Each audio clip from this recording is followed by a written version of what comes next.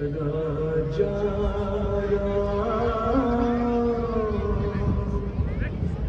पतित पावन सीताराम ईश्वर अल्लाह तेरा सबको सन्मति दे भगवान। बेटा राम, राम उठो राम। हाँ हाँ, आप कौन हो? मैं मोहनदास करमचंद गांधी हूँ। मोहनदास करमचंद गांधी अर्थात महात्मा गांधी? हाँ बेटा, लोग मुझे इसी नाम से ही पहचानते हैं। बेटा इधर आओ, तुम क्यों उदास लग रहे हो? बापू, बात यह है कि कल आजादी का पर्व है और मुझे कल स्कूल में उसके बारे में कुछ बोलना है, इसलिए। उसमें क्या बड़ी बात है, आजादी के बारे में कुछ बोल देना। लेकिन बापू, क्या सच में हम आजाद हुए हैं? तू ऐसा क्यों बोल रहा है? चलिए बापू, मैं आपको कुछ दिखाता हूँ। देखिए बापू, उस घर में।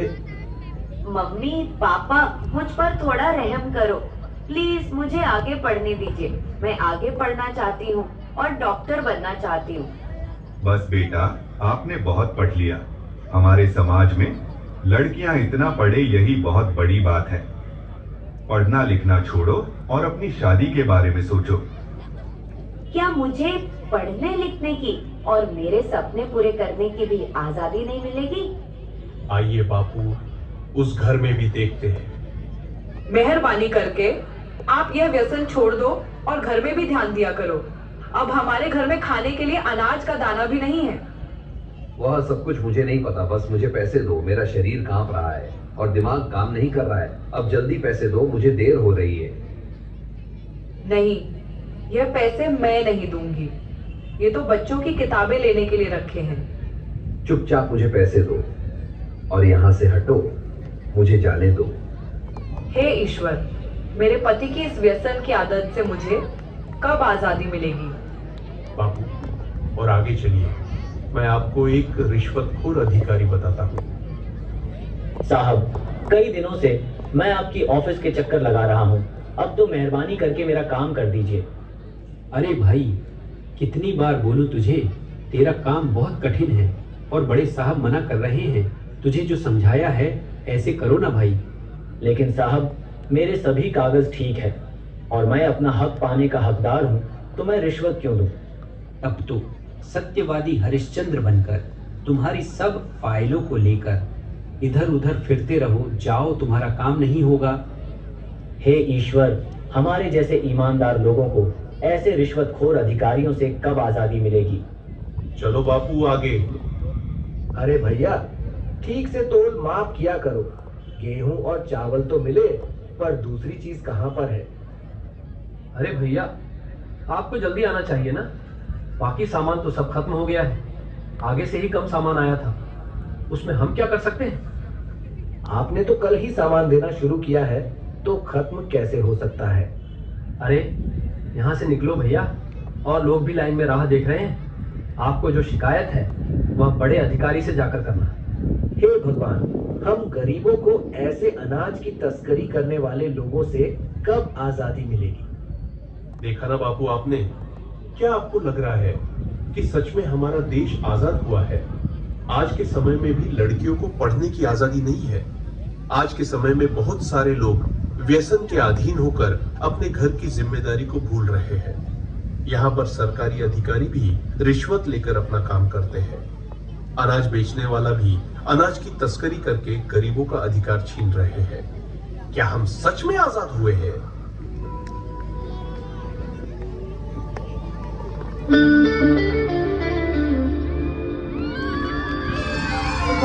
जरूर बजाए।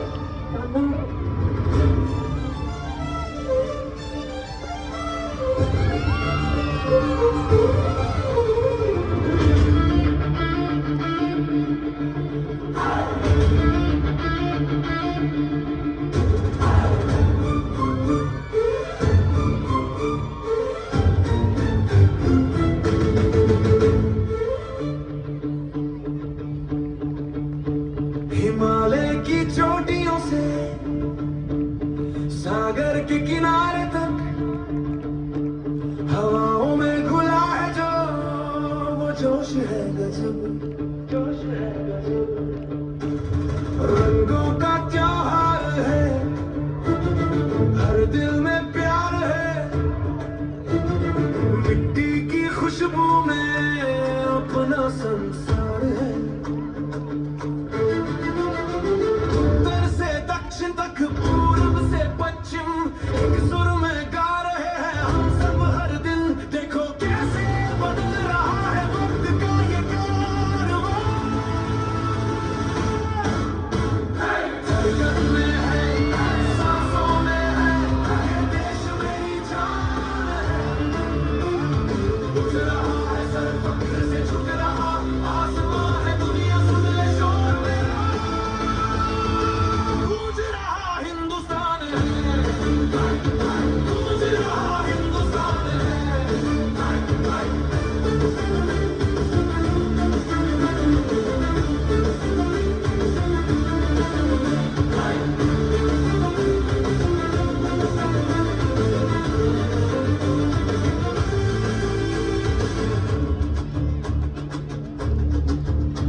खेतों की हरियाली से चांद की उड़ान तक हमने लिखी कहानी नए जहां तक, नए जहां तक। तकनीक का है जोर, वेदों का है ज्ञान, अनेकता में एकता यही अपनी पहचान। हर चुनौती से लड़ना हमको आता है, यहाँ हर मजहब एक छत के नीचे रहता है। यहाँ गंगा का पानी अविरल बहता है। हम बाजी रावों की तलवार, हम कलम का ख्वाब है। हम ही तो इस दुनिया में बेमिसाल है।